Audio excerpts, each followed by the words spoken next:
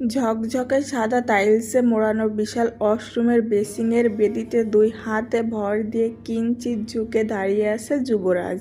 বুকের বাঁ পাশের উপরের দিকে গভীর এক ক্ষত থেকে চুইয়ে চুইয়ে ঘন টকটকে লাল তরল পদার্থ গড়িয়ে ভিজিয়ে দিচ্ছে যুবরাজের সারা শরীর। এতে যুবরাজের কোনো ভ্রূক্ষেপ নেই। আয়নার দিকে এক দৃষ্টিতে তাকিয়ে আছে সে। তার নিজেকে খুঁটিয়ে খুঁটিয়ে দেখছে। তার জ্বলন্ত চোখজোড়া কোনো হায়নার থেকে কম নয়। নিজেকে নিজের কাছে পশু সমতুল্য লাগছে। এমনটাই কি হওয়ার কথা ছিল, যেই হাতে মানুষের জীবন রক্ষা করত আর সেই হাতেই মানুষের মৃত্যু? আর এসব ভাবতে পারছে না যুবরাজ। রাগে তার চল শক্ত হয়ে শরীরের পেশিগুলো ফুলে ফেঁপে উঠেছে। গলার আর কপালের শিরাগুলো ছিঁড়ে যাওয়ার উপক্রম। রাগে নিজের কন্ট্রোল হারিয়ে থরথর করে কাঁপছে যুবরাজ। নিঃশ্বাসের ফসফস শব্দ ব্ল্যাক মাম্বা বিষাক্ত সাপকেও হার মানাচ্ছে। মুহূর্তেই যুবরাজ সজোরে ঘুষি বসিয়ে দিল চকচকে সুন্দর দামি বেসিংয়ের আয়নায়। ওই ঠুনকো জড়বস্তু কি আর তার পাথররূপী মানুষের শক্তি সামলাতে পারবে? নিমিষেই চূর্ণ বিচূর্ণ হয়ে ঝনঝন শব্দ তুলে মেঝেতে পড়ে গেল শখের বহু দামি আয়না। পড়ে যাওয়ার আগে অবশ্য সেই আয়না যুবরাজের থাবার নাই হাতকে রক্তাক্ত করতে ভুলল না। বাইরেই ল্যাপটপে নিজের প্রয়োজনীয় কাজ করছিল রাফ। হঠাৎ ওয়াশরুমের ভেতরে এমন শব্দে ঘাবড়ে গিয়ে কোলের ল্যাপটপ সোফায় ফেলে দৌড়ে ওয়াশরুমের দরজার সামনে এসে দাঁড়ালো। ভেতর থেকে আর কোনো আওয়াজ আসছে না এখন। রাফ একটা দীর্ঘশ্বাস ছেড়ে ধীর কণ্ঠে দরজায় সামান্য নক করে বলে উঠল, কাম ডাউন ইউবি। ভেতর থেকে কোনো উত্তর এলো না। রাফ তার কথা শেষ করে ধীর পায়ে ড্রয়িং রুমে চলে এলো। ল্যাপটপের কাজ আর তার মন বসলো না। ডিভানে গা এলিয়ে মাথার পেছনে দুই হাত রেখে চোখ বন্ধ করতেই দৃষ্টিপটে ভেসে উঠল 2 বছর আগের হাস্যোজ্জ্বল স্মৃতি। যুবরাজ তখন নিউ ইয়র্ক মাইন্ড সিনাই হসপিটালের বেস্ট কার্ডিওলজিস্ট। নিউ ইয়র্ক শহরের নামি দামি মানুষের একমাত্র আস্থা ছিল ডক্টর ইউবরাজ। যে কোনো হার্ট রিলেটেড সার্জারি যুবরাজের কাছে ছিল ডাল ভাত। যেখানে প্রবীণ ডাক্তাররাও জটিল হার্ট অপারেশন করতে দ্বিধাদ্বন্দ্বে ভুগত, সেখানে যুবরাজ কোনো চিন্তাভাবনা না করে সার্জারি সাইন করে ফেলত। যুবরাজের জীবনে হার বা ভয় নামক কিছুই ছিল না, না ছিল কোনো পিছুটান।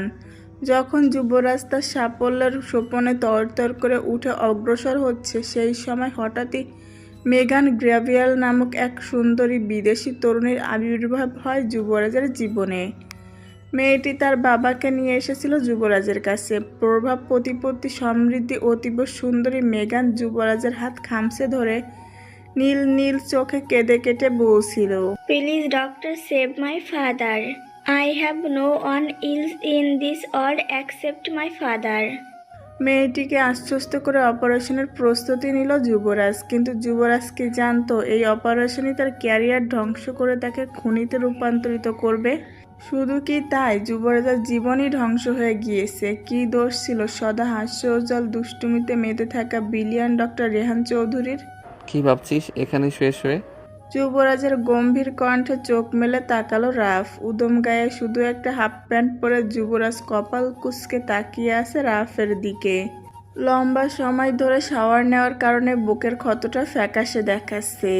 হাতের মুষ্টিটাও সাদা সাদা বর্ণ ধারণ করেছে। যুবরাজ সোফায় ধপ করে বসে সেন্টার টেবিলের নিচ থেকে মেডিকেট বক্স বের করে তুলায় কিছুটা ডেটল লাগিয়ে নিল।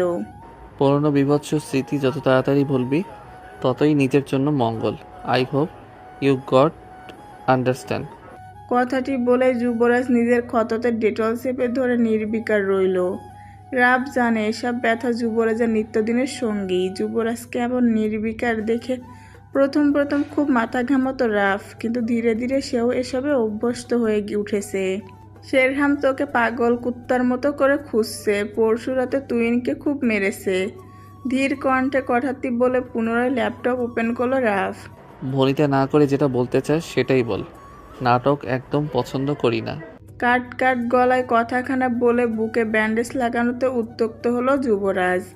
রাফ তার ল্যাপটপের কিবোর্ডে খটখট করতে করতে বলল, আর কতদিন এভাবে পাল্টা হামলা হবে? তুই কি এবারও ওকে ভয় পাচ্ছিস?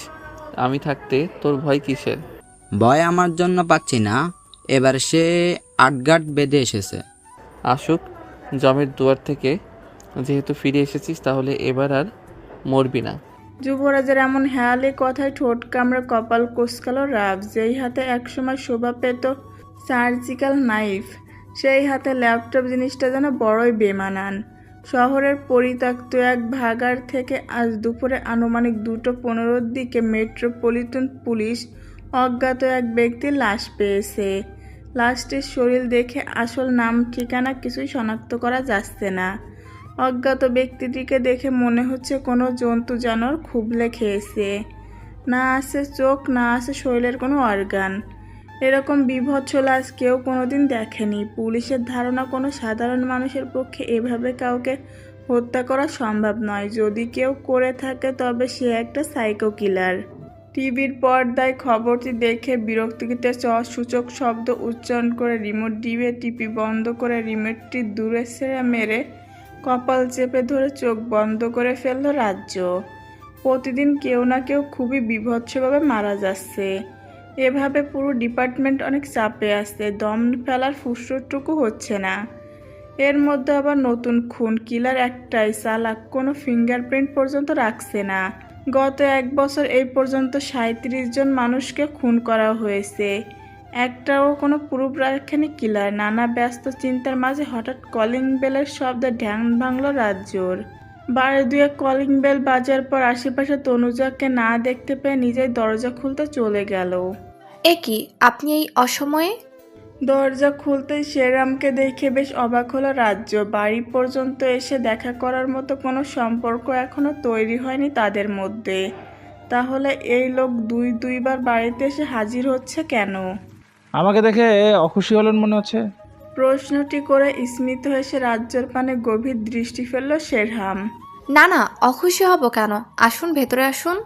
শেরহামকে ভেতরে আসতে বলে আগে আগে চলে গেল রাজ্য। এই মুহূর্তে শেরহামকে নিয়ে তার ভাবার সময় কই। এই কেস সলভ করতে গিয়ে নিজের জীবনের মোড় কোন দিকে যাবে সেটাই ভেবে কুল কিনারা পাচ্ছে না রাজ্য। ড্রয়িং রুমে ছেলে মানুষের কণ্ঠস্বর শুনে সিঁড়ি বেয়ে ধীর পদে নেমে এলেন রেজওয়ান চৌধুরী। গত রাত থেকে তার শরীর কাঁপিয়ে জ্বর এসেছে। ইদানিং হুটহাট শরীর খারাপের কোনো কারণ খুঁজে পাচ্ছেন না তিনি।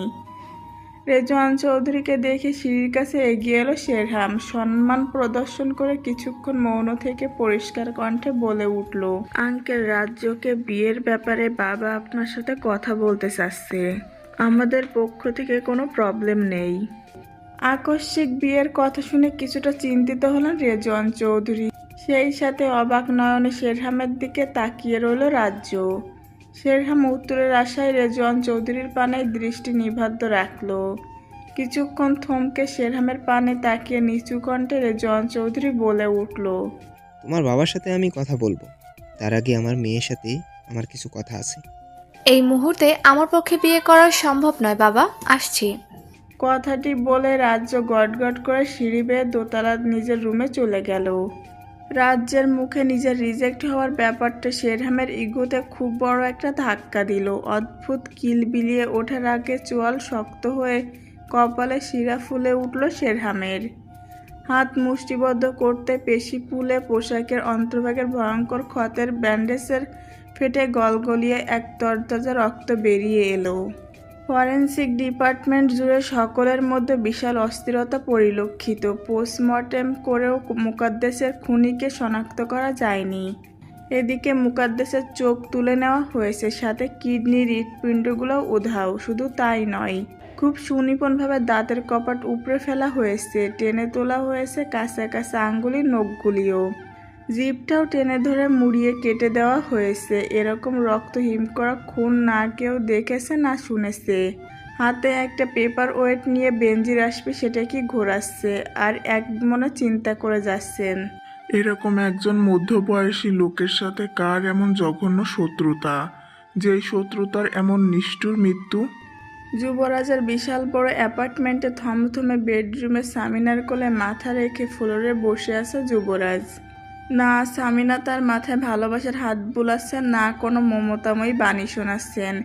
কিছুক্ষণ এভাবে কেটে যাওয়ার পর সামিনা লম্বা একটা দীর্ঘশ্বাস ফেলে সকল নিস্তব্ধতা ভেঙে শক্ত কণ্ঠে শোধালেন, আজ পর্যন্ত তোর কোনো কিছুতেই আমি বাধা প্রদান করিনি, না তোকে কখনো কোনো বিষয়ে প্রশ্ন করেছি, না কোনো জবাব চেয়েছি।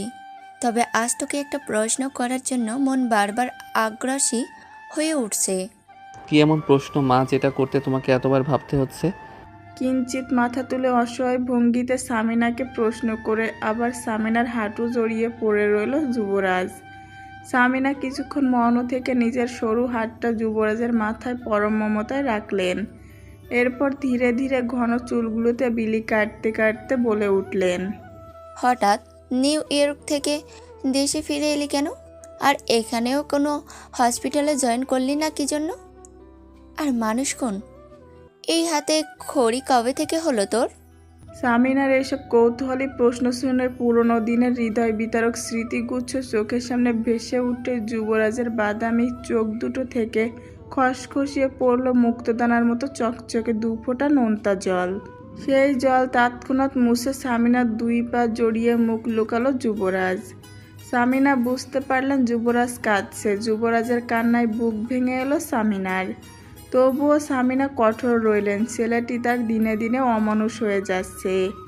এই অমানুষ হওয়ার পিছনের গল্প তাকে জানতেই হবে, হোক কষ্ট, তবুও তিনি আজ গলবেন না। কবে থেকে আমাকে এইভাবে মনের বাইরে দূরে করে দিলে বাবা? আমি তো তোর মা ছিলাম না, আমি ছিলাম তোর বন্ধু। তবে আজ কেন সেই জায়গা থেকে আমাকে সরিয়ে দিয়েছিস? আহত স্বরে কথাগুলো বলে নিজের চোখের জল হাতের আঙ্গুলির সাহায্যে মুছে যুবরাজের দুই চিবুক ধরে মুখ উঁচু করে ধরলেন সামিনা। বাদামি গভীর চোখ দুটি আজ কোনো হিংস্রতা নেই, মায়াভরা নেত্রীযুগল বিষাদে বিমৃত। কান্না চেপে রাখার কারণে তার রক্তবর্ণ ধারণ করেছে। ছলছল চোখ দুটো দেখে মনে হচ্ছে উপচে পড়া জলগুলো এখনই বাঁধ ভেঙে গড়িয়ে পড়বে। ছেলের এহেন বিধ্বস্ত অবস্থা দেখে কলিজা মুচড়ে উঠল সামিনার। তবে কি আমি যোগ্য মা হতে পারিনি? ছেলের মনের খবরই রাখতে পারিনি আমি? এত অযোগ্য ব্যর্থ মা কবে কবে হয়েছি? অপরাধীর ন্যায় যুবরাজের দিকে দৃষ্টি পাতালেন সামিনা। ছেলের মায়াবী মুখের দিকে তাকিয়ে অনুসন্ধানের চেষ্টা চালালেন। আমার জীবনের সব কিছু ধ্বংস হয়ে গেছে মাম্মা। আমি কলঙ্কিত হয়ে গিয়েছি। আমার দুই হাত মানুষের রক্তে রঞ্জিত হয়ে থাকে সবসময়। আমার যে পৃথিবীতে বেঁচে থাকার সকল অবলম্বন ধীরে ধীরে নিঃশেষ হয়ে যাচ্ছে মাম্মা। কথাগুলো বলতে বলতে যুবরাজের গলা ধরে এলো। আরও অনেক কিছু বলতে চাইল সে, কিন্তু কণ্ঠ রোধ হয়ে ব্যথায় বিষিয়ে উঠল। ঠোঁট চেপে নিজের কান্না গিলে ফেলার ব্যথা চেষ্টা চালালো যুবরাজ। যেই কান্না দীর্ঘ সময় ধরে দমিয়ে রাখা কঠিন চেষ্টা চালাচ্ছিল, সেটা আর আটকে রাখতে পারল না যুবরাজ। সামিনাকে জাপটে ধরে অবশ্যটা শিশুর ন্যায় ফুপিয়ে শব্দ করে কেঁদে উঠল। শেরহাম আমার জীবনের সবচেয়ে বিশ্রী কালো অধ্যায় মাম্মা। ও আমার সব শেষ করে দিয়েছে। শেরহামের নাম শুনে কেঁপে উঠলেন সামিনা। কি সেই জয়ী হলো? তার উদ্দেশ্যই ছিল কেবল যুবরাজকে শেষ করে দেয়া। যুবরাজের কান্নার সাথে পাল্লা দিয়ে ভারী হলো প্রকৃতি। কিছুক্ষণ আগে গুমুট শান্ত পরিবেশ মুহূর্তেই ঘন বর্ষায় রূপ নিল। নীরবে টুপ টুপ করে অশ্রু বিসর্জন দিলেন সামিনা। যুবরাজের পিঠে মাথায় সমানে হাত বুলিয়ে যাচ্ছেন সামিনা। আজ এই যুবরাজকে আর মুঠে 29 বছরের কোনো যুবক মনে হচ্ছে না। মনে হচ্ছে 5 বছর বয়সে সেই ছোট্ট যুবরাজ, যে তার মাকে হারিয়ে অসহায় হয়ে ঠোঁট ফুলিয়ে ফুলিয়ে কান্না করছে। মাম্মামকে সব খুলে বলো বাবা। মাম্মাম প্রমিস করছি সব মুশকিল আসান করে দেব। এবার যেন একটু ভরসা পেল যুবরাজ। সামিনার কোলে মাথা রেখে চোখ বন্ধ করে পুরনো স্মৃতিচরণে ফিরে গেল। শেরহাম ছিল যুবরাজের বড় মামার ছেলে। গুনে গুনে 2 বছরের বড় শেরহাম আর যুবরাজের। শেরহামের জন্ম বেড়ে ওঠা 2 নিউ ইয়র্কের ব্রুকলিন শহরে। যুবরাজের মা মারা যাওয়ার পর সাদাব শাহের প্রথমে নবনীতার বড় ভাইকে অনেক অনুনয় করেছিলেন যাতে শেরহামের সাথে যুবরাজের দেখভালের দায়িত্ব নেন যুবরাজের মামি, মানে শেরহামের মা শর্মিলা। কিন্তু শর্মিলা এক বাক্যে নিষেধ করে বলেছিলেন। সেদিন যুবরাজের মামা সুভান শেখ ছিলেন অসহায়। একমাত্র আদরের ছোট ভাগ্নের জন্য সেদিন তিনি কিছুই করতে পারেননি। খুব ছোট মুখেই তিনি সাদাব শাহীরকে নিজের অপারগতা জানিয়েছিলেন। এরপর সাদাব শাহীর সামিনার দ্বারস্থ হয়েছিলেন ভিখারির ন্যায়। যুবরাজ যখন সামিনার কাছে লস এঞ্জেলসে বড় হতে লাগলো তখনই প্রায় সুবান শেখ যুবরাজের খোঁজখবর নিতে আসতেন এখানে। যুবরাজের বয়স যখন 6, শেরহাম তখন 8 বছরের বালক। হঠাৎ একদিন সুবান শেখের সাথে সামিনার বাসায় বেড়াতে আসে শেরহাম। শেরহামকে দেখে সামিনার কেমন যেন অদ্ভুত অনুভূতি ঠেকে। একজন 8 বছরের বাচ্চার প্রতি নিজের এমন অদ্ভুত মনোভাবের কারণে নিজেকে নিজে ধিক্কার জানিয়েছিলেন সামিনা। সামিনার বাসাটি ছিল শহর থেকে একটু দূরে। চারপাশে বড় বড় পাইন আর বাঁশ গাছে বিস্মিত ছিল সামিনার বাংলোতুল্য বাড়িটি। বাড়িটির অদূরে একটা ছোট ঝিঝির মতো ছিল।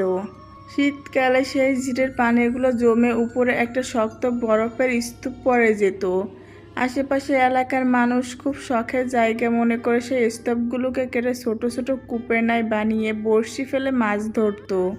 খেলা করার ছলে শেরহাম যুবরাজকে কখন ওই কূপের কাছে নিয়ে যায় সামিনা সেটা টেরই পায়নি। কাজকর্ম শেষ হতেই যুবরাজের চিন্তায় সে হানা দেয় সামিনার মস্তিষ্কে। সুবান শেখকে আদনান সাহিলের সাথে বসিয়ে কাউকে কিছু না বুঝতে দিয়ে নিজে নিজেই সারা বাড়ি, গার্ডেন, সুইমিং পুল সব জায়গায় খুঁজে বেড়ান। কিন্তু দীর্ঘ সময় ধরে খুঁজেও সামিনা যুবরাজের দেখা পাচ্ছিল না। যখন তখন সামিনা কান্নাকাটি শুরু করে দেয়। সামিনার কান্নায় দৌড়ে আসেন সুবান শেখ এবং আদনান। দুজনেই উদ্বিগ্ন হয়ে প্রশ্ন করেন। সুবান শেখ নিজের ছেলেকে না দেখে নিশ্চিন্ত রূপে হয়ে বলে ওঠেন, হয়তো শেরহামের সাথে খেলছে, ভয় পেও না, সামিনার কিচ্ছু হবে না। এরই মাঝে দেখা যায় শেরহাম দৌড়ে জঙ্গলের ভেতর থেকে বেরিয়ে আসছে। সামিনা উদ্ভ্রান্তের দৌড়ে শেরহামের সামনে গিয়ে দাঁড়ান। কি ব্যাপার শেরহাম, তুমি এখানে? যুবরাজ কোথায়? সামিনার এমন প্রশ্ন চতুর শেরহাম ভরকে না গিয়ে অবুঝ বাচ্চার মতো তাকিয়ে রয় সামিনার পানে। আমি কি করে জানবো যুবরাজ কোথায়? যুবরাজ তো আমার সাথে যায়নি। আমি একাই চারপাশটা ঘুরে ঘুরে দেখছিলাম, কিন্তু আমার মনে হচ্ছে এখানে ভূত আছে। আমার মোটেও ভালো লাগছে না তোমার ভূতের বাড়িটিতে। আমি এক্ষুনি বাড়ি চলে যাব। সামিনাকে পাশ কাটিয়ে সুবান শেখের কাছে এসে বাড়ি ফিরে যাওয়ার জন্য জেদ শুরু করে শেরহাম। নিজের বোনের শেষ চিহ্ন রাজপুত্রের ন্যায় ভাগ্নের চিন্তায় গলা শুকিয়ে আসে শেরহাম শেখের। কিন্তু নিজের ছেলে জেদের কাছে হার মেনে সামিনাকে ওই অবস্থায় ফেলে ব্রুকলিনে ফিরে আসেন সুবান শেখ। যাবার আগে শেরহামের সেই ক্রুল হাসি আজও ভোলেননি সামিনা। ওইটুকুন একটা বাচ্চার মুখে এমন ভয়ঙ্কর হাসি কখনো দেখেনি সামিনা। শেরহামের সে বিদঘুটে হাসি মনে পড়লে আজও ভয়ে শিউরে ওঠেন তিনি। শেরহামের সে হাসিকে উপেক্ষা করে আদনান সাহিলা সামিনা হন্য হয়ে খুঁজতে থাকে যুবরাজকে। সারা জঙ্গল তন্ন তন্ন করে খুঁজেও যখন যুবরাজের দেখা পায় না তখন সামিনা সেখানেই জ্ঞান হারিয়ে ফেলে। একদিকে যুবরাজের চিন্তা, অন্যদিকে সামিনার হাল ছেড়ে দেওয়া, সব কিছুই আদনান সাহিলকে চরম অসহায় অবস্থায় এনে দাঁড় করায়। অসহায় আদনান কিভাবে কি সামাল দিবেন কিছুই তিনি সুরাহা করতে পারছিলেন না। ধীরে ধীরে চারপাশে যখন আধার ঘনিয়ে আসছিল তখনই জঙ্গলের ভেতর ঝিরির পাশ থেকে মানুষের চিৎকার চেঁচামেচির শব্দ ভেসে আসে। জ্ঞানহীন সামিনাকে একটা গাছের সাথে হেলান দিয়ে রেখে দৌড়ে সেই শব্দ অনুসরণ করে ছুটে চলেন আদনান সাহিল। ঝিরির পাশে আসটায় 2 পা ভেঙে অসাড় হয়ে মাটিতে লুটিয়ে পড়েন আদনান। কয়েকজন ছেলে যুবরাজকে বাঁচানোর প্রাণপণ চেষ্টা করে যাচ্ছে। ঠান্ডায় যুবরাজের ধবধবে ফর্সা শরীর নীলচে রং ধারণ করেছে। লাল টকটকে ঠোঁট দুটো কুচকুচে কালো হয়ে নিথর হয়ে পড়ে আছে যুবরাজ। চোখে লম্বা ঘন পাপড়িগুলোতে বরফ জমে সাদা হয়ে আছে। নিজের সমস্ত শক্তি খাটিয়ে মাটি খামচে ধরে উঠে দাঁড়ান আদনান সাহিল। এরপর সেখানে জেলেদের সাহায্য নিয়ে দ্রুত গাড়িতে করে নিকটস্থ হাসপাতালে নিয়ে যান যুবরাজকে। সামিনার আদনান আশায় ছেড়ে দিয়েছিলেন যুবরাজের বেঁচে ফেরার। ওগো বিধাতা, মনে হয় সারা জীবন আমাকে সন্তানহীন করে রাখবেন। এজন্য হয়তো দিও আবার নিয়ে যাচ্ছে। আমি কি এতটাই পাপী হয়ে গেলাম? হরে আল্লাহ, তুমি এতটা নিষ্ঠুর কেন হলে আমার প্রতি? একটা সন্তানের জন্য দিন রাত তোমার কাছে মাথা ঠুকে কেঁদেছি, এটাই আমার পাপ। সামিনার কান্নায় আকাশ পাতাল ভারী হয়ে উঠল সহসায়। হয়তো সৃষ্টিকর্তা সেদিন সামিনার কান্না সহ্য করতে পারেননি, তাই তো অজ্ঞাত এক প্রবীণ ডাক্তারের হাতের জাদুতে ফিরিয়ে দিয়েছিলেন যুবরাজের মিয়ে যাওয়া প্রাণ। জ্ঞান ফিরেই ভয়ে থরথর করে কেঁপে উঠে যুবরাজ। নার্স মারফত সামিনার কাছে খবর পাঠালেন উন্মাদের ন্যায় কেবিনে প্রবেশ করেন আদনান সাহিল এবং সামিনা। মা বাবাকে কাছে পেয়ে ডাঙ্গায় তোলা মাছের মতো তরপাতে সামিনার পেট খামচে ধরে মুখ লুকিয়ে ঘুমিয়ে ওঠে যুবরাজ। ভাইয়া আমাকে মেরে ফেলেছে মাম্মা, আমার অনেক কষ্ট হচ্ছে। রবিবার সকাল 10:21 new York city. New York শহরের আজকের সকালটা অদ্ভুত রকমের সুন্দর। শেষ রাতের দিকে ঝরঝর করে ঝরে পড়া বরফের চাদরগুলো চিকচিকে সোনালির মিলিয়ে যাওয়া রোদের তাপে আইসক্রিমের মতো গলতে শুরু করেছে সবে। সেই সাদা সাদা গলিত বরফগুলোকে পায়ে মুড়িয়ে নিউ ইয়র্ক শহরের কর্মব্যস্ত মানুষগুলো ছুটে চলেছে যার যার গন্তব্যে। যুবরাজের আজকের নাইট শিফটে ডিউটি রয়েছে, এজন্য তার কোনো প্রকার তাড়াহুড়ো নেই। গায়ে একটা ভারী ব্ল্যাঙ্কেট জড়িয়ে সুখে নিদ্রায় ডুবে আছে সে। তার সমস্ত সুখ উধাও হলো এক নিমিষে। হঠাৎই বালিশের নিচে রাখা ফোনটির ভো ভো কাঁপনে চোখ মেলে তাকালো যুবরাজ। কোনো পেশেন্টের কল হতে পারে কিংবা হসপিটালে জরুরি কল আসতে পারে ভেবে কোনোরূপ বিরক্তি ছাড়াই চিন্তিত হয়ে ফোন কানে তুলল যুবরাজ। Can we meet Dr. UV? Hello বলার আগে সুমিষ্ট ঋণনিরে কণ্ঠের স্বর শুনে কিছুটা ভালো লাগার ফিনফিনে বাতাস বয়ে গেল যুবরাজের উষ্ণ হৃদয়ে। যৌবনে পদার্পণ করা একজন সুপুরুষের জন্য এরকম অনুভূতি হওয়া অবশ্য দোষের কিছু নাই। Can we meet Dr. UV? ফোনের লাইন কাটতেই ধপ করে বিছানা থেকে উঠে দাঁড়ালো সে। কিছুক্ষণ আগেও যেই ঘুম গ্লোয়ের মতো চোখের পাতায় লেগেছিল সেটা মুহূর্তের ব্যবধানে গায়েব। হিমশীতল ঠান্ডা আবহাওয়াতেও যুবরাজ যেন অস্থির হলো। অস্থিরতা কমাতে দ্রুত শাওয়ার নিয়ে বাইরে যাওয়ার জন্য ঝটপট রেডি হয়ে গেল যুবরাজ।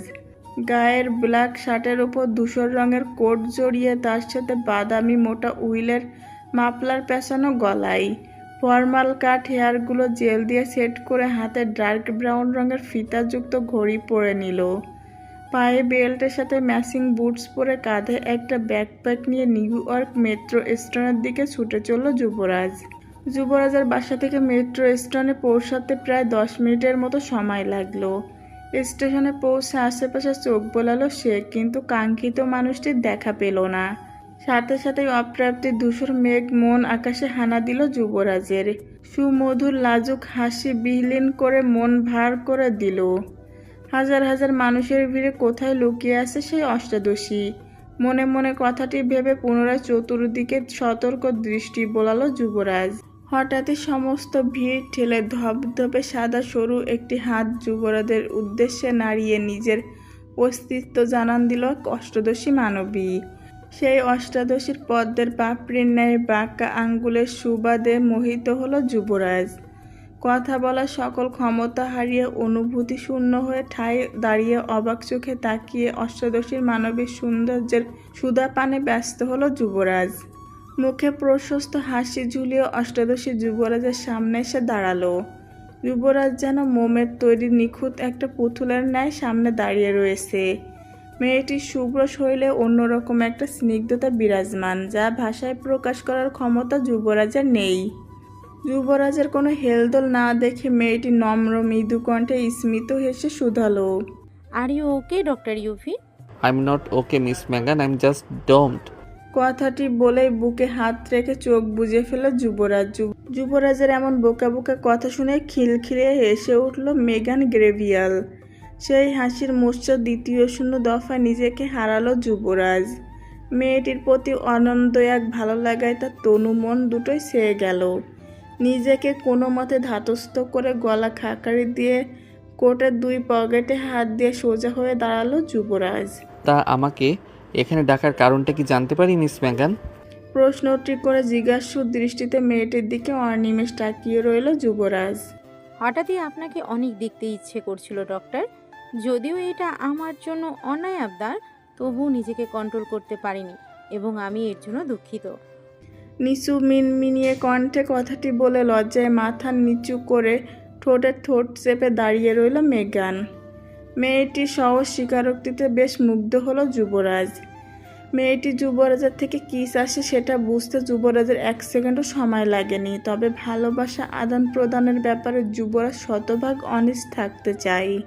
আমি জীবনে একজনকেই ভালোবাসবো, মিস ম্যাগান। আর সেই ভালোবাসা কখনো কমবে না, দিনকে দিন বাড়তেই থাকবে। প্রতিদিন নতুন করে ভালোবাসবো আমি তাকে।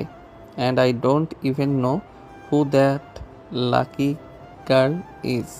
নিজের মনের কথা মনে রেখে যুবরাজ মেগানের উদ্দেশ্যে কঠিন কণ্ঠে বলে উঠল, আমার প্রতি আপনার জাস্ট মোহ জেগেছে মিস মেগান। দুদিন পরেই এই মোহ কেটে যাবে, তখন আমাকে আর আপনার মনে ধরবে না। সম্পর্কে বিতৃষ্ণা আসবে। তার চাইতে লম্বা সময় ধরে দুজনের সম্পর্কে জেনে তবেই একটা নামযুক্ত সম্পর্কে আগানো উচিত বলে আমি মনে করি। যুবরাজের এমন কঠিন কথায় মেগান গ্রেভিয়াল বড় পাপড়িযুক্ত নীল চোখ দুটো থেকে ঝরঝর করে মুক্তদানার ন্যায় উষ্ণ জল ঝরে পড়ল। মেয়ে মানুষের কান্না বরাবরই পুরুষের হৃদয়কে দুর্বলের কারণ। যুবরাজের বেলাও তাই ঘটল। তাই বিগলিত মন বারবার অগ্রসরী হলো তরুণীর চোখের জল মুছিয়ে দিতে, কিন্তু যুবরাজ কঠিনভাবে নিজেকে শাসিয়ে আটকে রাখল। এমন বিষণ্ণ পরিস্থিতিতে হঠাৎই যুবরাজের পকেটে মোবাইল নামক যন্ত্রটি কর্কশ শব্দে বেজে উঠল।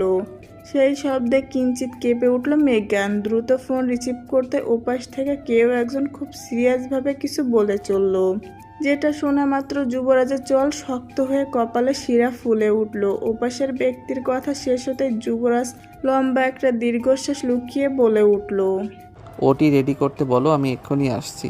ফোন কেটে পকেটে ভরতে যুবরাজ মেগানের দিকে আহত দৃষ্টি দিল।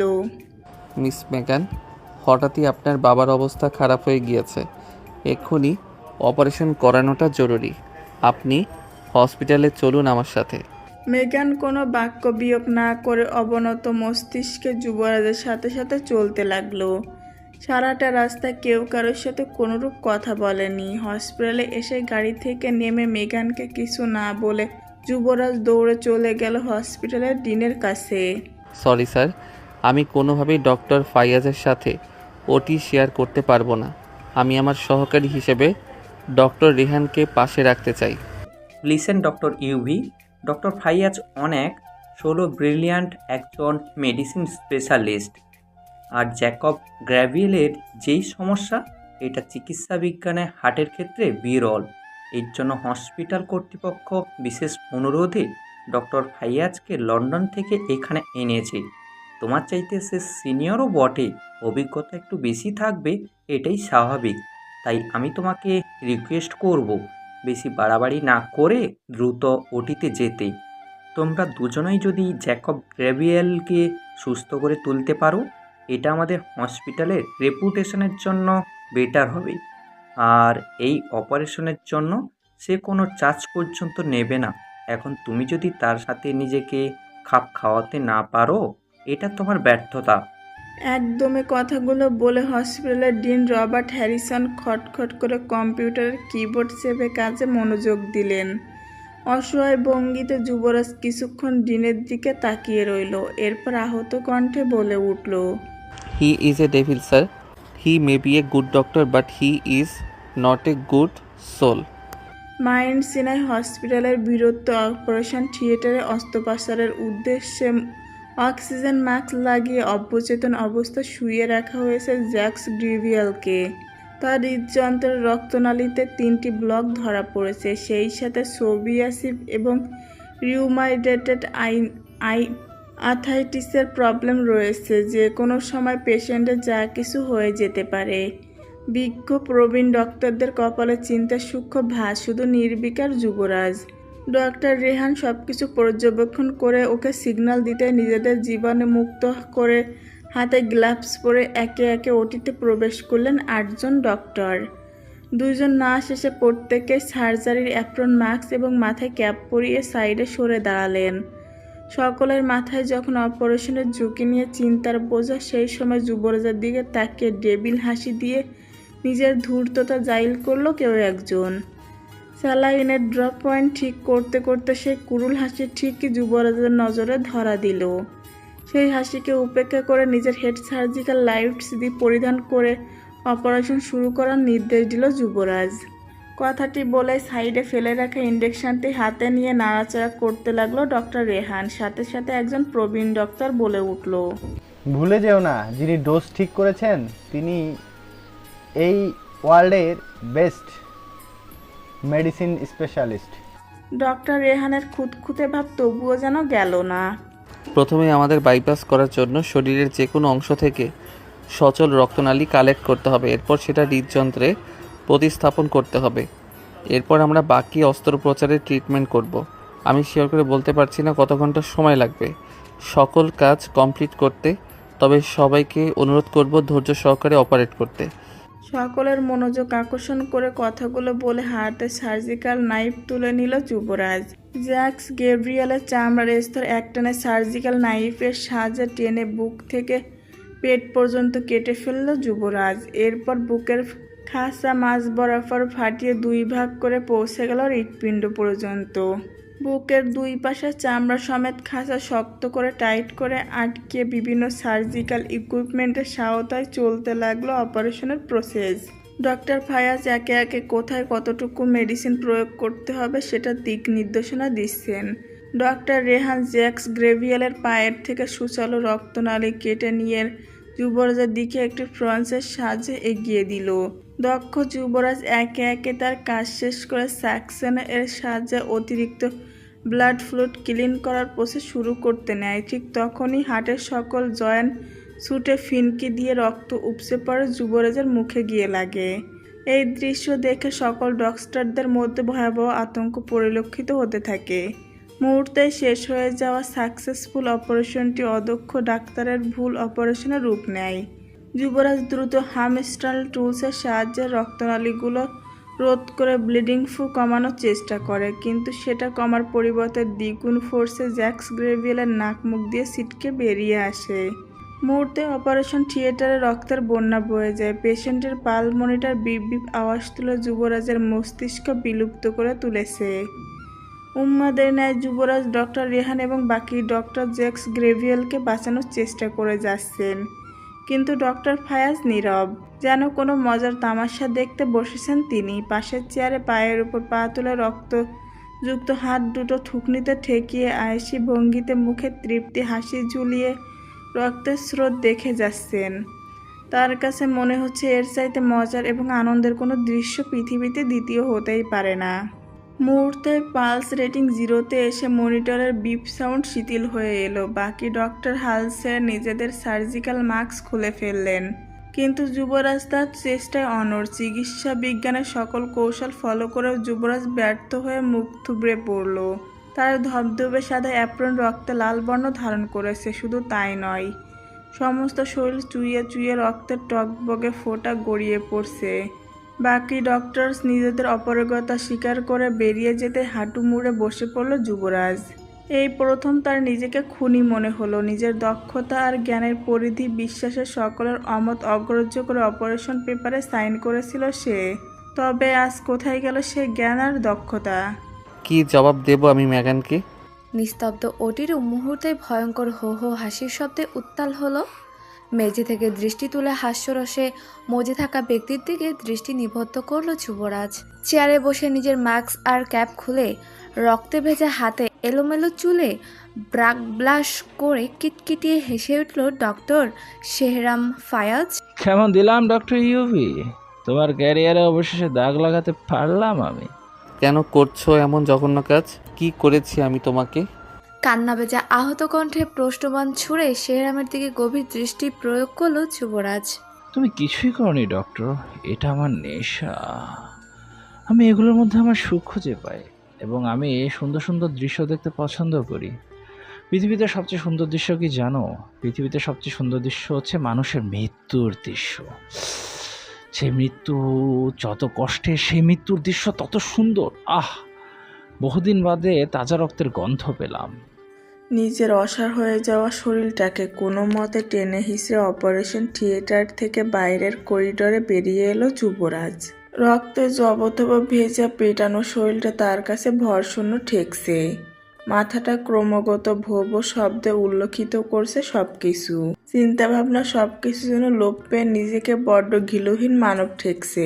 কিছুক্ষণ আগের বিভৎস ঘটনা বেমালুম ভুলে এলোমেলো পায়ে উদ্ভ্রান্তের মতো ফাঁকা দৃষ্টিতে হেঁটে চলেছে যুবরাজ। পরিহিত ধবধবে সাদা রঙের ডক্টর অ্যাপ্রনটা থেকে চুইয়ে চুইয়ে হালকা জমাট বাঁধা গাঢ় লাল রক্তবিন্দুগুলো সারা করিডরময় ছড়িয়ে যাচ্ছে। সেদিকেও যুবরাজের কোনো হেলদোল নেই। পূর্ব আকাশের সোনালি সূর্যটা ধীরে ধীরে পশ্চিম আকাশে অস্তমিত হচ্ছে। তার লাল টকটকে আভা যেন আলাদা একটা সৌন্দর্যের উপমা। গোধূলির এই লগ্নের সামান্য শিশিরে হিম ধাঁধানো বাতাস বয়ে যাচ্ছে মাউন্ট সিনাই হসপিটালের বৃহত্তর করিডর জুড়ে। অপারেশন থিয়েটারের খোলা করিডরে অস্থির চিত্রে চিন্তিত ভঙ্গিতে সামানের পায়চারি করে চলতেছে জ্যাক গ্রেভিয়েলের একমাত্র কন্যা মেগান। চিন্তায় তার নাকের ডগা পর্যন্ত রক্তিম বর্ণ ধারণ করেছে। লালচে বাদামি রঙের চুলগুলো একটু বেশি বাতাসে ওড়াউড়ি করছে, যেন আজকে কিন্তু মেয়েটা নিজের ব্যাপারে একদম উদাসীন। এদিকে তাপমাত্রাও ধীরে ধীরে কমতে শুরু করেছে। গায়ের পাতলা উষ্ণ পোশাকটি শিশিয়ে ঠান্ডা বাতাসকে প্রবাহিত করতে ব্যর্থ হচ্ছে। নিজের ঠান্ডা হাত দুটো মুঠো করে এক হাত আরেক হাতের আলিঙ্গনে বদ্ধ করে মুখের গরম ভাবে নিজেকে উষ্ণ রাখার বৃথা প্রয়াস চালাচ্ছে মেগান। হঠাৎ টাইলসের ঘষঘষে হেঁটে চলার অদ্ভুত শব্দে স্থির হয়ে দাঁড়ালো মেগান। নিজের অনবরত দৃষ্টি সম্মুখে পেতে যুবরাজ কেমন ভয়ঙ্কর অবস্থায় দেখে থরথর করে কেঁপে উঠল সে। যুবরাজের চুল থেকে শুরু করে পা পর্যন্ত রক্তে রঞ্জিত, সারা মুখে দলা দলা রক্ত জমে ভয়ঙ্কর জম্বি মানব ঠেকছে তাকে। নিজের ভয়কে কোনো মতে গিলে খেয়ে অসহায় ভঙ্গিতে যুবরাজের সামনে এসে দাঁড়ালো মেগান। ডক্টর ইউভি, আপনি ঠিক আছেন তো? আপনার শরীরে এত রক্ত কিসের? পাপার কন্ডিশন কেমন এখন? কাঁপা কাঁপা জড়িয়ে যাওয়া কণ্ঠে ঝটপট প্রশ্নগুলো করে যুবরাজের দিকে উত্তরের এসে তাকিয়ে রইল মেগান। মেগানের এতগুলো প্রশ্ন যুবরাজের কাছে ঠান্ডা স্টর্মের মতো লাগলো। নিজের মস্তিষ্কে হাতড়ে মেগানের আশা অনুরূপ কোনো উত্তর খুঁজে পেল না যুবরাজ। অসহায় মেগান যুবরাজের অ্যাপ্রনের রক্তাক্ত দুই কলার শক্ত করে চেপে ধরে যুবরাজের চোখে চোখ রেখে কিছু অনুসন্ধান করার চেষ্টা চালালো। 2 মিনিট ব্যয় করার পর যুবরাজের নিচু চাউনি দেখে কিছু বুঝতে বাকি রইল না মেগানের। সহসায় তার বড় বড় দুই নেত্র বেয়ে সমানে অজর ধারায় উষ্ণ জল গড়িয়ে পড়তে লাগলো। গলা দিয়ে সামান্যতম আওয়াজ বের করার ক্ষমতাটুকু যেন হারিয়ে ফেলেছে আজ। নিজের বাবার সাথে কাটানো এতগুলো বছরের সমস্ত স্মৃতি মানবপটে ভেসে উঠতে ভুবন কাঁপিয়ে চিৎকার করতে লাগলো মেগান। বুকের খাঁচার ভেতর সেই চিৎকারটাকে কে যেন গলা টিপে রোধ করে ফেললো। হাজার চেষ্টা করেও মেগান তার ভেতরের কষ্টগুলোকে উজাড় করতে পারল না। I killed your father, Miss Megan. He died because of my fault. I am a murderer. Call the police for arrest me, please. অনুভূতিহীন সোজাসাপটা অকপট স্বীকারোক্তিতে কিছুটা ঘাবড়ে গেল মেগান। অবশিক্ত চাহনিতে যুবরাজের ঘোলাটে চোখের দিকে তাকিয়ে কথার সত্যতা যাচাইয়ের চেষ্টা করলো কিছুক্ষণ সে। কিন্তু কথাগুলো বলে যুবরাজ অপরিবর্তিত শক্ত মুখে ঠায় দাঁড়িয়ে রইল। মেগান কিছু বলার আগে লাইটস, ক্যামেরা আর মানুষের চিৎকার চেঁচামেচিতে নিজেদের ধ্যান ছেড়ে সামনে তাকালো দুজনে। হঠাৎই চারপাশে এত মানুষের সমাগম দেখে আতকে যুবরাজের রক্তে ভেজে হাত খামচে ধরল মেগান। অপ্রস্তুত যুবরাজকে আরও বেকায়দায় ফেলতে রিপোর্টাররা নানা ধরনের বিকৃত মস্তিষ্কের প্রশ্নসমূহ ছুটতে লাগলো। শুনেছি আপনি হসপিটালের সকল ডক্টরসদের কথার অবাধ্য হয়ে এই অপারেশনের জন্য সাইন করেছেন। আপনি কি ডাক্তার নাকি নরপিশাচ? জ্যাক গ্যাব্রিয়েল এর সাথে আপনার কি পুরনো কোনো শত্রুতা ছিল যার জের ধরে আপনি তার জীবন প্রদীপ এভাবে নিভিয়ে দিলেন? নিউ ইয়র্ক শহরের টিভি চ্যানেলের প্রত্যেকটি রিপোর্টার্সের কাছ থেকে এমন ভয়াবহ ইংরেজি প্রশ্নবাণে যুবরাজ যেন পায়ের নিচের মাটি হারিয়ে ফেলল। নিজের কাছে নিজেকেই তার বদ্ধ উন্মাদ মনে হচ্ছে। সকল প্রশ্নের সুন্দর বিকৃত ব্যাখ্যাজনিত গলায় উত্তর কাছে তালগোলে পাকিয়ে আটকে রইল। বোকা অবুঝ জরাজীর্ণ মানুষের মতো ফ্যাল ফ্যাল করে রিপোর্টারগুলোর দিকে শুধু নীরব তাকিয়ে রইল যুবরাজ। শুনশান নীরব হাসপাতাল নিমিষে ব্যবধানে লোকে লোকাহর্ণ হয়ে উঠল। আশেপাশের কেবিনের পেশেন্ট থেকে শুরু করে অন্যান্য ডাক্তার এবং বাইরের মানুষে ভরে গেল হসপিটালের করিডোর। নিজেদের ক্ষোভ ধরে রাখতে না পেরে যুবরাজকে উদ্দেশ্য করে কেউ নিজের স্যান্ডেল ছুঁড়ে মারল, কেউ বা গরম কফি ছুঁড়ে মারল, কেউ কেউ ভিড় ঠেলা যুবরাজকে আঘাত করার জন্য মরিয়া হয়ে উঠল, কেউ কেউ বিশ্রী গালাগালি দিতেও ভুলল না। নিজের ডক্টরি পেশায় 3 বছরের ক্যারিয়ারের সকল সম্মান যেন নিমিষেই খুইয়ে ফেলল যুবরাজ। যে মানুষগুলো বলে সম্মানের শ্রেষ্ঠ সিংহাসনে তাকে বসিয়েছিল, এতদিন আজ তারাই তাকে টেনে হিঁচড়ে পদতলিত করছে।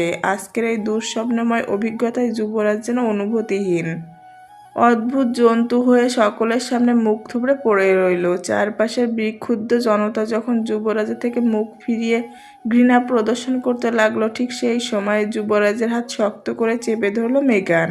নিজের বুক চিরে ঠেলে বেরিয়ে আসা কান্নাকে বহু কষ্টে রোধ করে সকলের উদ্দেশ্যে মিহি কণ্ঠে চিৎকার করে উঠল, প্লিজ স্টপ দিস ননসেন্স। আমার বাবা আগে থেকে অনেক অসুস্থ ছিল, এখানে ডক্টর ইউভির কোনো দোষ নেই। তাই আমি আপনাদের করজোর অনুরোধ করব, আপনারা প্লিজ ওনাকে ব্লেম করা বন্ধ করবেন।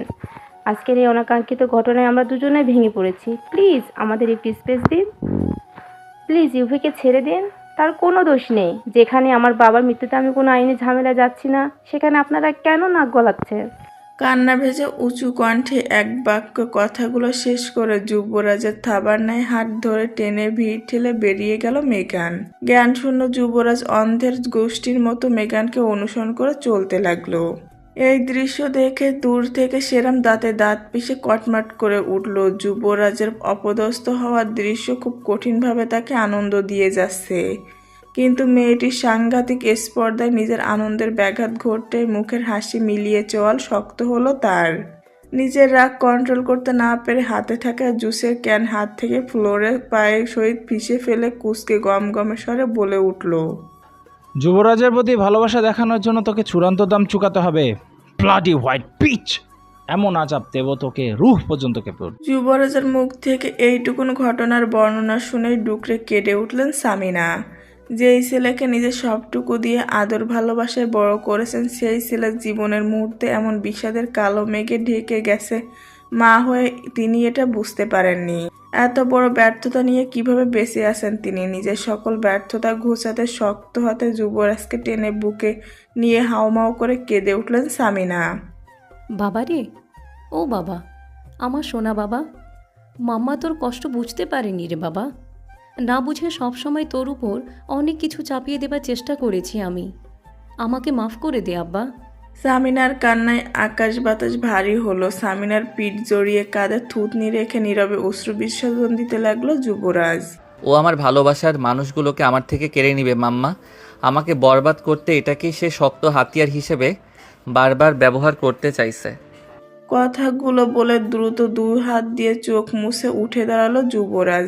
নিজের চোখের ঝরে যাওয়া অশ্রুদানা নরম হাতের করপটে মুছে যুবরাজের উদ্দেশ্যে সামিনা শোধালো, তুই কি কাউকে ভালোবেসেছিস কখনো? সামিনার প্রশ্ন শুনে বাইরের খোলা জানালায় শূন্য দৃষ্টি মেলল যুবরাজ। এরপর লম্বা একটি দীর্ঘশ্বাস ফেলে গলা ধরে যাওয়া কণ্ঠে বলল, ডক্টর রেহানের বোনকে বিগত 8 বছর ধরে আমি ভালোবাসি মাম্মা। মাউন্ট সিনাই হসপিটাল থেকে যুবরাজকে চিরজীবনের জন্য নিষিদ্ধ ঘোষণা করা হয়েছে। শুধু তাই নয়, নিউ ইয়র্ক সিটির কোনো হসপিটালে যুবরাজের ডক্টরি পেশায় নিয়োজিত হতে পারবে না। হসপিটালের ডিন যুবরাজের সকল মেডিকেল স্টাডি ডকুমেন্ট মুখ বরাবর ছুঁড়ে মারলেন। You are a murder, you don't want you any more, get out of here before I snap your neck. ডিনের মুখে এমন কঠিন শব্দগুলো যুবরাজের কর্ণকোহরে বারবার বাজতে লাগলো। যেই ডিন যুবরাজের সাফল্যে কত শত বাহবা দিয়েছে, সেই মুখে আসছে তাকে খুনি উপাধি দিচ্ছে। নিজের সাথে ঘটে যাওয়া সবকিছু যুবরাজের কাছে অবিশ্বাস্য লাগছে। হসপিটাল ডিনের রাগী অগ্রসরী চেহারা দেখে যুবরাজের দৃষ্টি স্থির হয়ে রইল।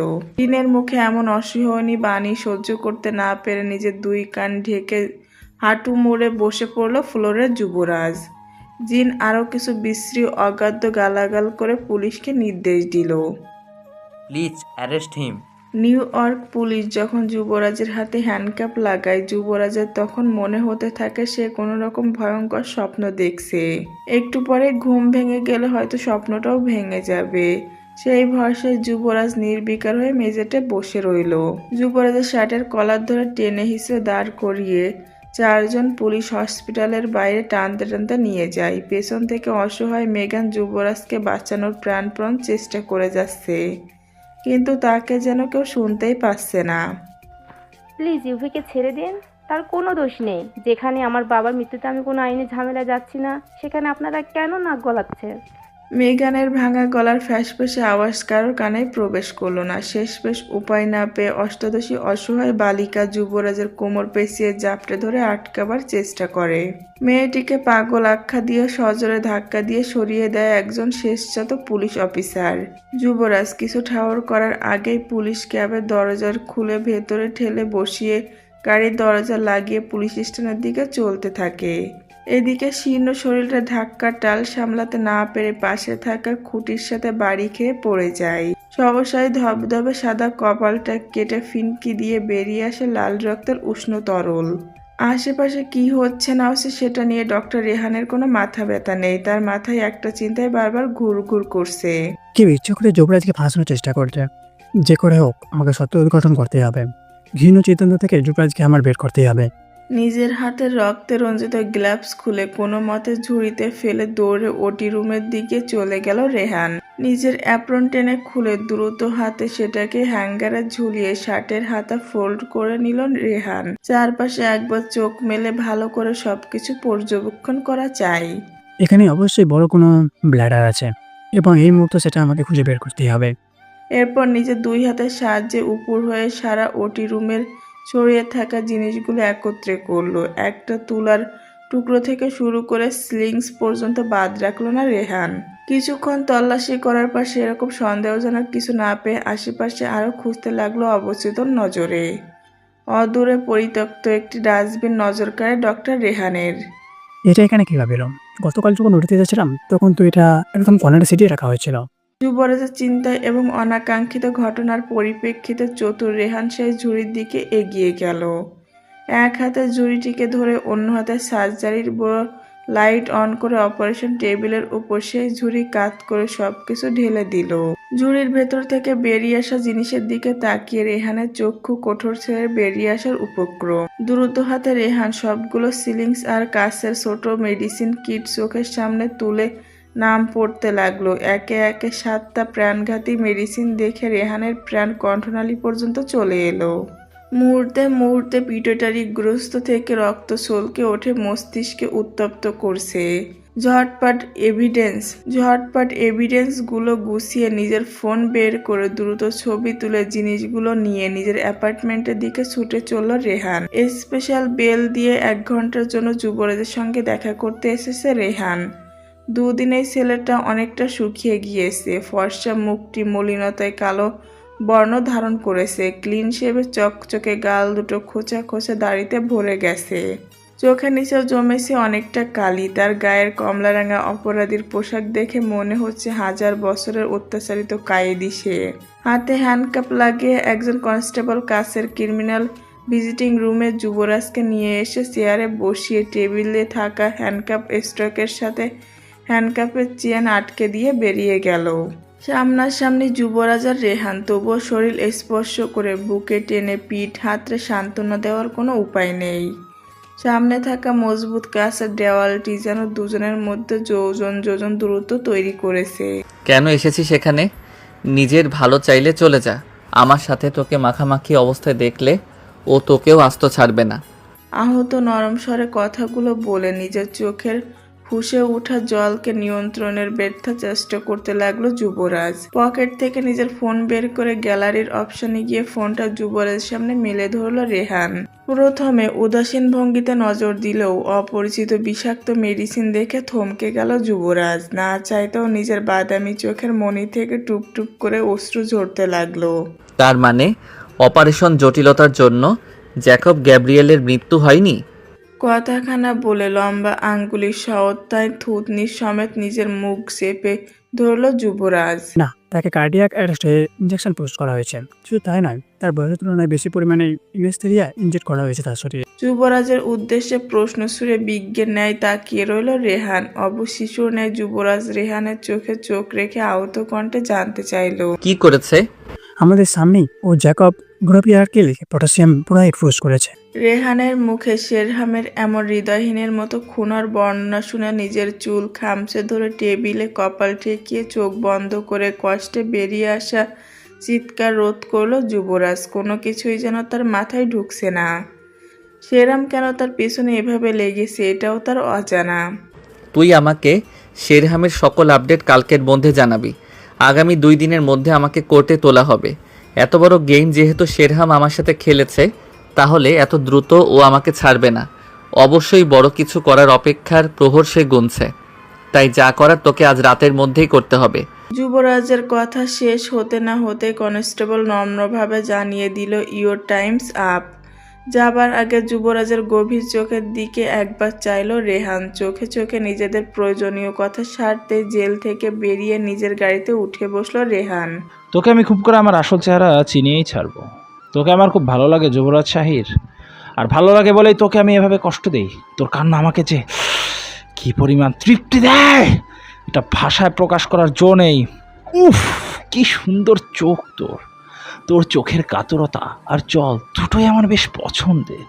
মৃদু হলুদ আলোর নির্জন কক্ষে ইজি চেয়ারে বসে হুইস্কির গ্লাসে বরফ ঢেলে তা নাড়তে নাড়তে বিড়বিড় করে কথাগুলো বলে চলেছে শেরহাম। বিশাল বড় অ্যাপার্টমেন্টের বৃহত্তর কক্ষ জুড়ে যুবরাজের বড় বড় ছবি আর লেখালেখিতে পরিপূর্ণ। তুই না চাইতে অনেক বড় ভুল করে ফেলেছিস যুবরাজ।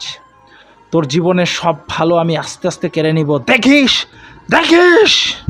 দাঁতে দাঁত পিষে কথাগুলো বলে হো হো করে হেসে উঠল শেরহাম। মুহূর্তে সেই হাসি বিলীন হয়ে তা ক্রোধে রূপ নিল।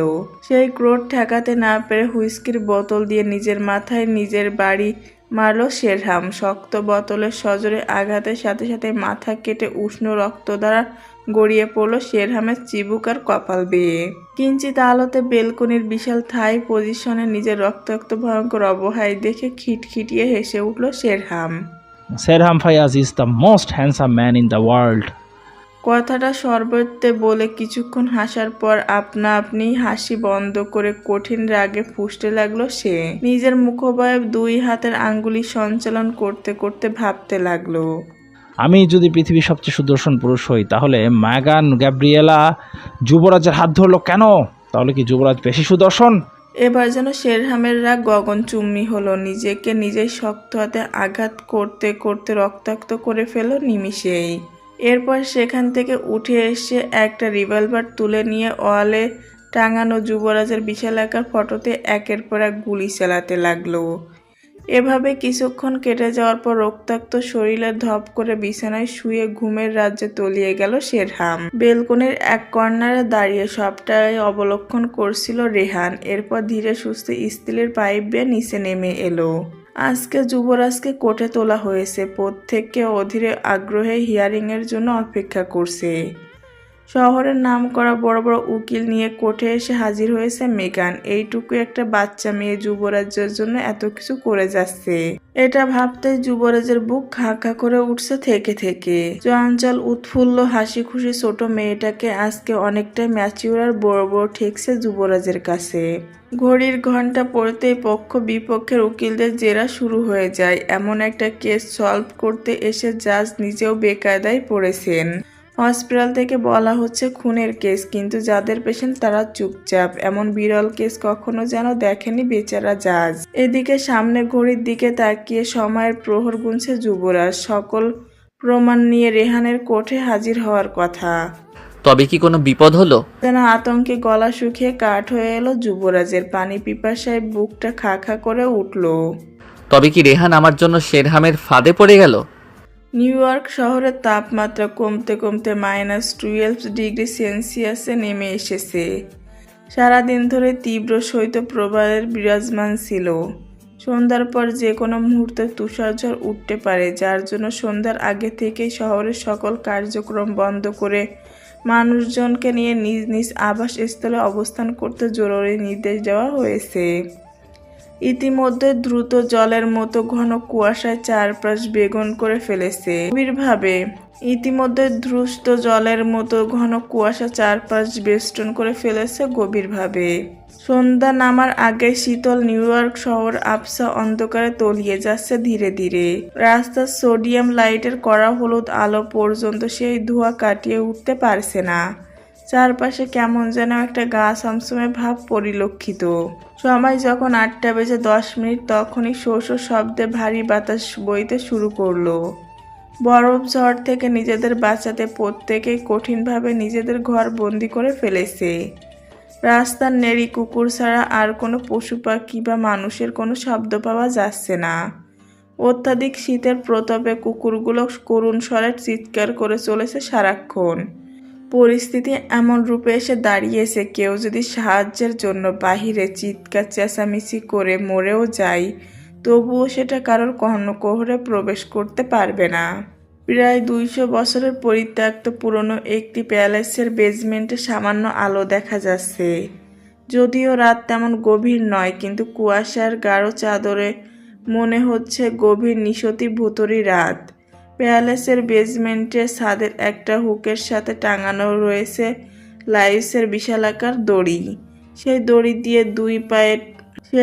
দিয়ে দুই পায়ের টাকনু একসাথে করে কষে বেঁধে উপর করে ঝুলিয়ে রাখা হয়েছে এক যুবককে। সামান্য আলোতে সেই যুবকের মুখভাব দেখা যাচ্ছে না। যুবকটি সারা শরীর থেকে চুইয়ে চুইয়ে কপাল গড়িয়ে মেঝেতে ঝরে পড়ছে লাল রঙের উষ্ণ তরল। আর সেই তরল হিমায়িত মেঝেতে পড়ার সাথে সাথে কঠিন বরফে রূপান্তরিত হচ্ছে। হঠাৎই বাহিরে শুরু হলো কঠিন তুষারপাত। পরিত্যক্ত প্যালেসের ভাঙা জানালা দিয়ে হুড়মুড়িয়ে করে বরফের স্তূপ প্রবেশ করতে লাগলো, সেই সাথে শরীর হিম করা উত্তাপিত হাওয়া। শীতের নিষ্ঠুরতায় ঝুলিয়ে রাখা ব্যক্তিটি কিঞ্চিত নড়ে চড়ে উঠল। তার বিবস্ত্র উলঙ্গ শরীরটি এই তাপমাত্রা সহ্য করতে ব্যর্থ হচ্ছে। মনে হচ্ছে বুকের খাঁচার ভেতরে উষ্ণ হৃদয় যন্ত্রটা বুঝি জমে যাওয়ার উপক্রম। যুবকটি গলা ফাটিয়ে সাহায্যের জন্য চিৎকার করতে চাইল, কিন্তু হায় দুর্ভাগ্য, চিৎকার করা তো দূর, ঠোঁট পর্যন্ত নাড়ানোর সক্ষমতা তার নেই। শক্ত কস্টেপ দিয়ে তার মুখখানা আটকে দেওয়া হয়েছে। প্রচণ্ড ঠান্ডায় তার শরীরে আঘাতপ্রাপ্ত স্থানগুলো ব্যথায় চিরবিড়িয়ে উঠল। মনে হচ্ছে সেগুলো আরও ফেটে চৌচির হয়ে রক্তক্ষরণ শুরু হবে। এবার লোকটি ছটফটানি বেড়ে গেল দ্বিগুণ। তার কাছে মনে হচ্ছে নরকীয় যন্ত্রণার চাইতে মৃত্যু বহুগুণ ভালো। লোকটি নড়াচড়া দেখে চেয়ারে বসা অপেক্ষামান ব্যক্তি মুখ টিপে হু হু করে সামান্য হাসল। ফায়ার প্লাসে বেশি করে পাইন গাছের কাঠ ঠেলে দিয়ে নিজের গলার উইলের মাফলারখানা ভালো করে মুখে পেঁচিয়ে গলা খাকারি দিল। জ্ঞান ফিরল, তবে তার ডক্টর রেহান চৌধুরী। তোর জ্ঞান ফিরাতে বেশি খুশি হয়েছে আমি। এভাবে নিশ্চুপ ডেড ফিশের মতো তোকে দেখতে মোটেও ভালো ঠেকছিল না আমার। যাই হোক, কাজের কথা আসি। তোর সাথে সময় কাটাতে মোটেও ভালো লাগছে না আমার। চেয়ারে বসে থাকা ব্যক্তির কণ্ঠ শুনে ঠাউর করে ফেলল রেহান মানুষটি কে হতে পারে। উপর করে ঝুলিয়ে রাখার কারণে শেরহামের মুখভাব দেখতে তার বেশ বেগ পেতে হলো। তবুও রেহান এই ঘৃণিত নোংরা মস্তিষ্কের অধিকারী ব্যক্তিকে মৃত্যুর পূর্ব মুহূর্তে একবার হলেও দেখে তবে মরতে চাই। রেহান হাত বাড়িয়ে মাথা নাড়িয়ে কিছু বোঝাবার চেষ্টা করলো। শেরহাম রেহানের উদ্বিগ্ন অবস্থা দেখে বিগলিত হাসলো। ও সরি ডক্টর রেহান, তোর মুখে টেপ মেরে দিয়েছি, কিন্তু সেটা খুলতে বেমালুম ভুলে গিয়েছি। মুখ বন্ধ থাকলে মনের আকুতি প্রকাশ করবি কি দিয়ে? কথাখানা বলে হো হো শব্দে হাসতে হাসতে চেয়ার ছেড়ে উঠে দাঁড়িয়ে রেহানের সামনে এসে দাঁড়ালো। পরপর সহসা রেহানের ঝলমলে সুন্দর রক্তাক্ত চুলের ভাঁজে নিজের হাতের ভয়ঙ্কর থাবা বসিয়ে শক্ত করে টেনে ধরল। অসহনীয় ব্যথায় রেহান করে শব্দ করতে লাগলো। শেরহাম রেহানের দুর্দশাগ্রস্ত অবস্থা দেখে হেসে কুটি কুটি হলো। এরপর সজোরে একটানে রেহানের মুখের কস্টেপ খুলে ফেলল। শেরহামের অনমনীয় আচরণে রেহানের তুলতুলে নরম উস্কো লাল ঠোঁটখানা কেটে রক্তাক্ত হলো। শেরহামের অনমনীয় আচরণে রেহানের তুলতুলে নরম উস্কো লাল ঠোঁটখানা কেটে রক্তাক্ত হলো। ব্যথায় রেহান গগন বিদানী চিৎকার দিয়ে শক্ত হয়ে রইল। রেহানের যন্ত্রণা কাতর মুখশ্রী দেখে শেরহাম নিজের মাফলার খুলতে খুলতে বলল, শান্তি পাচ্ছি রে রেহান। তোর মৃত্যু যন্ত্রণা আমাকে স্বর্গীয় সুখ উপভোগ করার শান্তি দিচ্ছে। আমি তোকে এখন জাহান্নামের যন্ত্রণা দেব। তুই যত চিৎকার করবি আমি তত আনন্দ উপভোগ করব। কথাটা বলে অদূরে পড়ে থাকা ভাঙা একটা টেবিলের উপর থেকে একটা ট্রান্সপারেন্ট কাঁচের বোতল তুলে নিল। সেটার দিকে তাকিয়ে অল্প মেপে হাসলো শেরহাম। এরপর শীষ বাজাতে বাজাতে রেহানের সামনে এসে দাঁড়ালো। এটা কি এনেছি তোর জন্য জানিস? শেরহামের হাতের শিশির দিকে রেহান সামান্য দৃষ্টি দিল। দৃষ্টি দেবার সাথে সাথে অক্ষিদয় কোঠর ছেড়ে বেরিয়ে আসার উপক্রম হলো। শেরহামের হাতে হাইড্রোক্লোরিক অ্যাসিডের বোতল। রেহান যেন এবার বেঁচে থাকা সব আশা ছেড়ে দিল। কিন্তু কোনো ভীরু কাপুরুষের মতো সে মরবে না, মরলে বীরের মতো মরবে। কিছুতেই এই নরকের কীটের সামনে মাথা নোয়াবে না সে। শীতের প্রভাবে রেহানের সারা শরীর জমে শক্ত হয়ে যাচ্ছে। হাত পাগুলো এমনভাবে বেদনায় নীল হয়েছে যেন বিষাক্ত কোনো সাপ শরীরের সমস্ত বিষ ঢেলে সবল কেটেছে। মুখের লালা পর্যন্ত শুকিয়ে আসছে তার, ঠোঁট দুটো চট করে ফেটে সমানে রক্ত ঝরে আবার জমে যাচ্ছে। মাথার চুল থেকে শুরু করে চোখের পাপড়ি পর্যন্ত ইতিমধ্যে বরফে আচ্ছাদিত হয়েছে। নিজের মৃত্যুকে চোখের সামনে দেখে কিঞ্চিৎ তাচ্ছিল্য করে হাসল রেহান। নিজের জড়িয়ে যাওয়া জিভকে বহু কষ্টে আয়ত্তে এনে গলা রোধ হয়ে যাওয়া কণ্ঠ ঠেলে বাহিরে নিয়ে এসে ফ্যাঁসফেঁসে কণ্ঠে বলল, তোর মতো শয়তানের হাতে কিছুতেই আমার মৃত্যু হতে পারে না। তোর বিনাশ দেখেই তবেই আমি মরবো। সেদিন তুই মাথার আকতি করবি, কিন্তু আমি হাসবো। কথাটা শেষ করার সাথে সাথে শেরহাম নিজের সর্বশক্তি দিয়ে রেহানের মুখে এক ঘুষি বসিয়ে দিল। ঘুষির আঘাতে রেহানের ঠোঁট আর নাক ফেটে গল গল করে রক্ত বেরোতে লাগলো। তবুও রেহান সামান্য উ শব্দটুকু করলো না। এটা দেখে যেন শেরহামের ক্রোধ 1000 গুণ বেড়ে গেল। ক্রোধে নিজের জ্ঞান খুইয়ে হাতে থাকা ছোট কাঁচের শিশির সিপি দ্রুত হাতে খুলতে লাগলো শেরহাম। তোর চেহারাটা আমার মোটেও পছন্দ হচ্ছে না রে ডক্টর, তাই আমি ঠিক করেছি তোর এই বেখাপ্পা চেহারা আমি পুড়িয়ে দেব। কি আনন্দ হচ্ছে রে রেহান, খুবই আনন্দ। এবার যেন সকল ধৈর্যের বাঁধ ভেঙে গেল রেহানের। তার সারা মুখমণ্ডল জ্বলে পুড়ে খাক হয়ে যাচ্ছে। চিনচিনে অসহনীয় ব্যথায় সারা শরীর অবশ করে ফেলছে। পিছ মোড়া করে বাঁধা হাত দুটো সারানোর জন্য বেশ ছটফট করছে, কিন্তু নিরুপায় রেহান কোনোভাবে নিজেকে ছাড়াতে পারছে না। রেহানের ভয়ঙ্কর চিৎকারে মাটিতে বসে ঝাঁপিয়ে ঝাঁপিয়ে মাটি থাবড়ে হেসে চলেছে শেরহাম। এত আনন্দ যুবরাজকে আমি দেখেও পাইনি। যে আনন্দ যুবরাজকে দিয়ে পেতে চেয়েছিলাম সেটা তোকে দেখে পেতে হচ্ছে। কেন অযথা মরতে এলি আমার কাছে বলতো? আমার বিরুদ্ধে প্রমাণ জোগাড় করা কি এতই সোজা? কথাগুলো বলে রেহানের ফোন হাতে নিয়ে একে একে সকল এভিডেন্স ডিলিট করতে লাগলো শেরহাম। গ্যালারি ঘাঁটতে ঘাঁটতে হঠাৎই একটা ছবিতে গিয়ে দৃষ্টি স্থির হয়ে যায় শেরহামের। একুয়া ব্লু রঙের ডেনিমের শার্ট পরিহিত 18 কি 19 বছর বয়সের এক মেয়ে আহ্লাদি ঢঙ্গিয়ে ছবি তুলছে। মেয়েটির বড় বড় পাপড়িযুক্ত দু চোখে বড্ড নেশা হলো শেরহামের। মোলায়েম গোলাপি ঠোঁট দুটোর দিকে তাকিয়ে মনে নিঃশুদ্ধ বাসনার জন্ম দিল। মুহূর্তে মেয়েটির নগ্ন শৈলের কথা কল্পনা করে অস্থির হয়ে উঠল শেরহাম। সে অস্থিরতায় রেহানের কথা দিব্যি ভুলে গেল। নিজের উত্তেজনা আয়ত্ত আনতে রেহানকে ওইভাবে ফেলেই দৌড়ে বাইরে বেরিয়ে গেল সে। উদ্দেশ্য একটাই, নারী সঙ্গী চাই। জেলের ভেতরে বসে বসে নানান ভয়ঙ্কর ভাবনা ভেবে চলেছে যুবরাজ। বোকা রেহানটার জন্য তার মন বারবার খসখস করে উঠছে শুধু। যুবরাজ শতভাগ নিশ্চিত রেহান শেরহামের খপ্পরে পড়েছে, কিন্তু যুবরাজ বেঁচে থাকতে কোনোভাবেই রেহানের ক্ষতি হতে দেবে না। রেহানকে বাঁচাতে মনে মনে এক দুর্ধর্ষ ভাবনা ভেবে ফেলল যুবরাজ। যে করি হোক আমাকে পালাতে হবে এখান থেকে। যেই ভাবনা সেই কাজ। নিজেকে কারামুক্ত করার জন্য পাশে ঘুমিয়ে থাকা কয়েদিকে সজোরে এক লাথি বসিয়ে দিল যুবরাজ। বহু কষ্টে কেবলই ঘুমের রাজ্যে পাড়ি জমিয়েছিল শ্বেতাস, খুনি আসামিটি। চোখ মেলে তাকিয়ে মুখে ক্রোধ হাসি নিয়ে যুবরাজের দিকে তেড়ে এলো। অবস্থা স্বপক্ষে বুঝতে পারলো চোখ যুবরাজ। নিজের আসামিগত ঘোর লাগানো হিপনোটাইজিং চাউনি তার দিকে নিক্ষেপ করলো। Let's escape from jail. বাধ্য দাসের ন্যায় যুবরাজের আজ্ঞা পালনে ব্যস্ত হলো শ্বেতা। বাইরে বিশাল তালা ঝুলিয়ে সকল পুলিশ জেল থেকে নিজেদের বাড়ি চলে গিয়েছে বহু আগেই। আজকের মতো এমন ভয়ঙ্কর বৈরী আবহাওয়ায় নিউ ইয়র্কে প্রথম। হিমাংশের নিচে এমন তাপমাত্রা, তার উপর আবার তুষার ঝড়ের পূর্বে কখনো দেখা যায়নি। এমন হিংস্র আবহাওয়াতে কেউ নিজের কক্ষ থেকে বের হবে না বা জেল থেকে আসামি পালাবে না।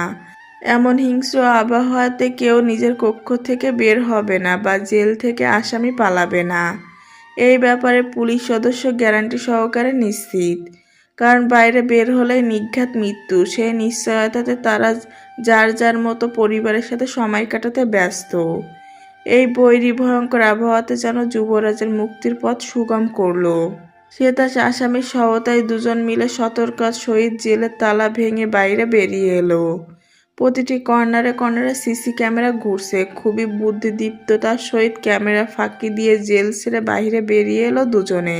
এবার বিশাল উঁচু ওয়াল টপকানোর পালা। পুরোটা দেওয়াল চকচকে স্মুথ, কোনোভাবে সেটা টপকানোর অবস্থা নেই। চারপাশে পালানোর মতো খুঁজতে খুঁজতে স্টিলের একটা লম্বা পাইপ পেয়ে দুজনের মুখে হাসি ফুটে উঠলো। সেই পাইপ দেওয়ালে ঠেস দিয়ে বেয়ে বেয়ে ওঠার চেষ্টা করলো। বাহিরে অলরেডি সাদা বরফের স্তূপে ভরে গিয়েছে। এই অল্প সময়ে 2-3 হাত পর্যন্ত উঁচু হয়ে বরফ জমে গিয়েছে। কারোর গায়ে ভারী শীতের কোনো বস্ত্র নেই। ঠকঠক করে কাঁপতে কাঁপতে নিজেদের চেষ্টা চালাতে লাগলো দুজনে। ঘণ্টাখানিক কঠিন চেষ্টার ফলে দুজনে সেই দেওয়ালটুকু নিচে নেমে এলো। এবার নিজেদের গন্তব্যে পৌঁছানোর পালা। যাওয়ার আগে সে তার যুবরাজের প্রতি কৃতজ্ঞতা প্রকাশ করে কঠিন হাঁক করে বলে উঠল, you will have me for any need. All of New York knows who I am.